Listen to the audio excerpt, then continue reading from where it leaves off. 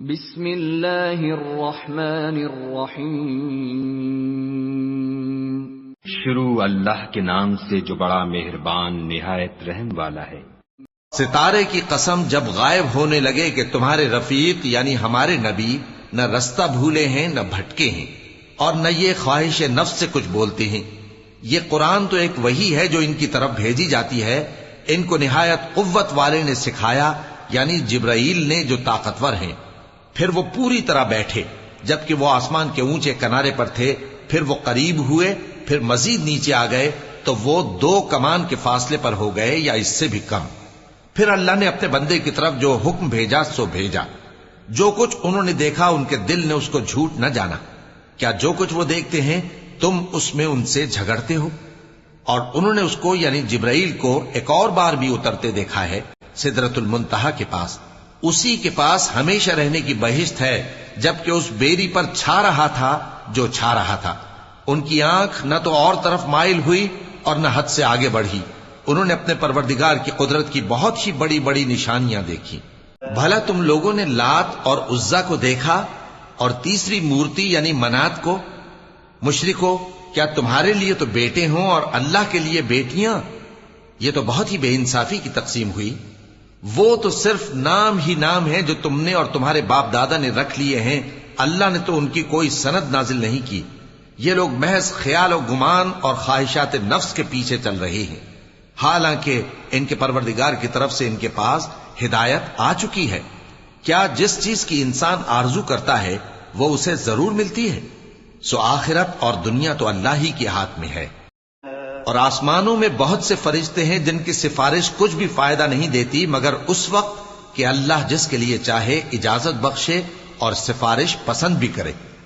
جو لوگ آخرت پر ایمان نہیں لاتے وہ فرشتوں کو لڑکیوں کے نام سے موسوم کرتے ہیں، حالانکہ ان کو اس کی کچھ خبر نہیں۔ وہ صرف خیال و گمان پر چلتے ہیں، جبکہ خیال و گمان حق کے مقابلے میں کچھ کام نہیں آتا۔ تو جو ہماری یاد سے روگردانی کرے اور صرف دنیا ہی کی زندگی کا خواہاں ہو، اس سے تم بھی منہ پھیر لو۔ ان کے علم کی یہی انتہا ہے۔ تمہارا پروردگار اس کو بھی خوب جانتا ہے جو اس کے رستے سے بھٹک گیا، اور اس سے بھی خوب واقف ہے جو رستے پر چلا۔ اور جو کچھ آسمانوں میں ہے اور جو کچھ زمین میں ہے سب اللہ ہی کا ہے، اور اس نے خلقت کو اس لیے پیدا کیا ہے کہ جن لوگوں نے برے کام کیے ان کو ان کے اعمال کا بدلہ دے، اور جنہوں نے نیکیاں کی ان کو نیک بدلہ دے۔ جو صغیرہ گناہوں کے سوا بڑے بڑے گناہوں اور بے حیائی کی باتوں سے اجتناب کرتے ہیں، بے شک تمہارا پروردگار بڑی بخشش والا ہے۔ وہ تم کو خوب جانتا ہے۔